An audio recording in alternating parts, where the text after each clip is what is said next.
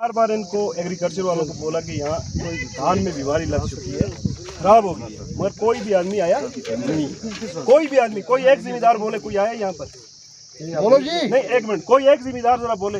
बोलो यहाँ आया कोई? उधर बैठ के सब बातें करते हैं, मगर इसको दवाई देखो कितनी होगी। इस बंदे को जानते हो? जी, जोर साहब। हाँ, ये नहीं आया, कभी दवाई नहीं दी लोगों को। दवाई वहाँ पर देते थे, मगर हमें ये बताया नहीं कभी कि भाई डालनी कैसे है, क्या करना है, ये किसी ने नहीं बताया। और कोई यहाँ पर नहीं है, इन्होंने ज़हमत नहीं। आपको पता है? सुनो मेरी जी सर। लेकिन लोगों की जिम्मेदारी भी कुछ चीज़ें, मेरे पास यहाँ कम से कम 20 लोग होने चाहिए, कम से कम। क्या टेक्निकल ऑफिसर्स, क्योंकि गवर्नमेंट के साथ तो मैं गवर्नमेंट का ही आदमी हूँ। यहाँ पर एक बाकी तो है नहीं। ये बात हमने आप लोगों पर ये फर्ज अवलीन बढ़ रहा था।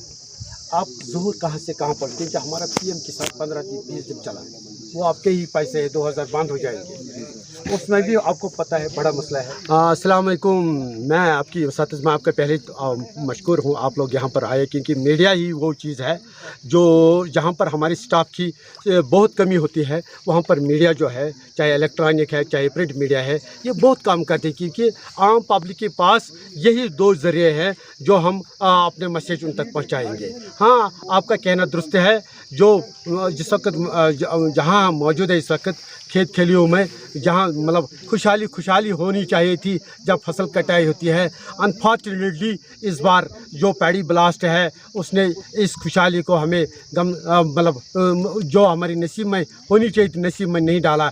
क्योंकि हाँ, नेचुरल कैलेमिटी है ज़रूर है, लेकिन टेक्निकल फॉल्ट भी रहा है। टेक्निकल फॉल्ट ये रहा है क्योंकि जो हमारी ज़री यूनिवर्सिटी है, जिसके तय ये ज़रूरी है कि जो सीड है, जो बीज है रेड राइस का, ये बरसों से यहाँ चला आ रहा है। इसमें मैं आपको बताऊंगा, आहिस्ता आहिस्ता इसमें डिजीज़ रेजिस्टेंस कम हो जाती है। ये हर एक चीज़ में होती है। मैं आपको बताऊंगा, शाली की कुछ और वैरायटियाँ हैं हमारे पास। पहले K448 था, K39 था, या 1039 था, या 1007 था, लेकिन आहिस्ता आहिस्ता जो प्लांट ब्रीडर्स ज़री यूनिवर्सिटी के, उन्होंने इसको डिस्कार्ड किया, कहा कि इसका पोटेंशियल जो है, यील्ड पोटेंशियल है या रेजिस्टेंस पोटेंशियल है, वो कम हो गया है, इसको अब रिप्लेस करना ज़रूरी है। लेकिन प्लांट ब्रीडर जो यहाँ हमारे लोग हैं, जो साइंटिस्ट हजरात हैं, उन्होंने बहुत काम किया उस पर, और उसमें उन्होंने फिर नई कुछ वैरायटी अब बनाई, SR1, SR2, SR3 and SR4 and SR5। मैं आपको वसातत से पूरी इनके इस गम में शरीक हूँ, पूरी टीम लेकर मैं आया हूँ। लेकिन जो हमारे गवर्नमेंट ऑफ इंडिया या LG गवर्नमेंट के हमारे जो भी डायरेक्शंस होते हैं, मैं अपने डायरेक्टर एग्रीकल्चर कश्मीर जनाब चौधरी इकबाल का पैगाम लेकर यहाँ आया हूँ। इनका बाज़ाब्ता एक लिस्ट बन जाएगा, बाज़ाब्ता जिनका जितना नुकसान हुआ है, उस नुकसान की भरपाई करने के लिए जो भी कायदे कानून होंगे सरकार के पास, वो फुलफिल हो जाएंगे। और इंशाल्लाह मैं पूरी, आप बिल्कुल ठीक कह रहे हैं, हम पहले देख लेंगे कि गवर्नमेंट क्या मतलब कौन से स्टेप लेगी इसमें उनको मतलब मुआवजा देने की। उसके बाद डिपार्टमेंट का इशू ये बन रहा है, क्योंकि हमें जो रेड राइस का जो मतलब जो हमारी आइडेंटिटी ऑफ द J&K है, खासकर मैं कुपवारा की बात करूँ या टंगडार वाली बात करूँगा। अगर टंगडार को कोई एग्रीकल्चर सेक्टर में जानता है, वो रेड राइस की जाने से ही जानता है, और ये इस चीज़ को हमें बचाना है। इसमें हम पूरी सहायता देंगे फार्मर को। जो भी मेरे डिपार्टमेंट का कोई भी इशू होगा, इंशाल्लाह मैं आपके वसातत से उनको बताना चाहता हूँ, मैं जितना भी मेरे पास कोई भी एक्शन प्लान आ जाएगा, अप्रूव्ड एक्शन प्लान होगा, आइंदा जो खरीफ का प्लान चलेगा यहीं से चलेगा।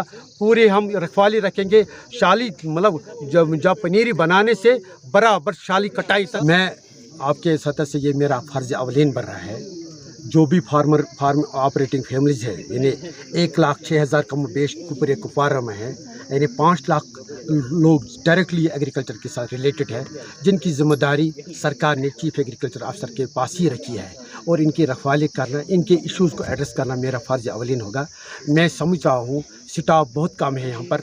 मैं जो फरवरी का महीना आ जाएगा, उसी में मैं डिप्लॉयमेंट जो भी मेरे पास अवेलेबल स्टाफ होगा, कम से कम 5 एक्सपर्ट्स को मैं यहाँ पर एट लिस्ट रखूँगा। एक्चुअली मैं आपको बताऊँगा, मेरी तैनाती पिछले जून में हुई है यहाँ पर। जो बात आपने तज़किरा किया ये मेरे को भी पता चला जब टिटवाल फेस्टिवल आ गया था वहाँ चला। तो हमने ऑलरेडी टेक ओवर किया है डिस्ट्रिक्ट एडमिनिस्ट्रेशन के साथ भी और अपने डायरेक्टर साहब के साथ ही। हम देखेंगे वहाँ से क्या इंस्ट्रक्शन आ जाए, लेकिन इंशाल्लाह मुझे पूरी उम्मीद है इंस्ट्रक्शन जो भी आ जाएगी in the favour of the farming community. 3 साल हो गए, तो मैंने आपको बताया कुछ कायदे कानून होंगे तो उसको वो